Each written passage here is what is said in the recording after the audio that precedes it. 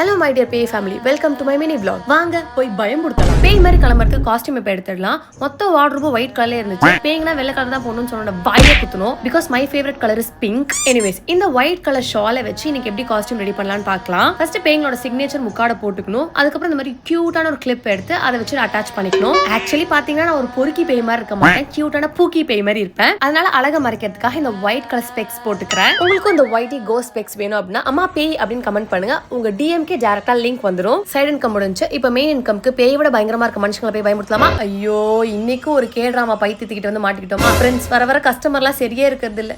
இது எப்ப இந்த சீரீஸை முடிச்சு நான் எப்ப பயமுறுத்திட்டு போவேன்னு தெரியல. அம்மா தூக்கம் வர ஆரம்பிச்சிருச்சு. பேய்களுக்கு காலையில தான், ஆனா கால் ரொம்ப வலிக்கும். ரொம்ப நேரம் நிக்கிறேன் இல்லையா, இதுக்கு மேல வெயிட் பண்ண முடியாது. ஷிஃப்ட்டை முடிச்சு நான் வேற போய் தூங்கணும்.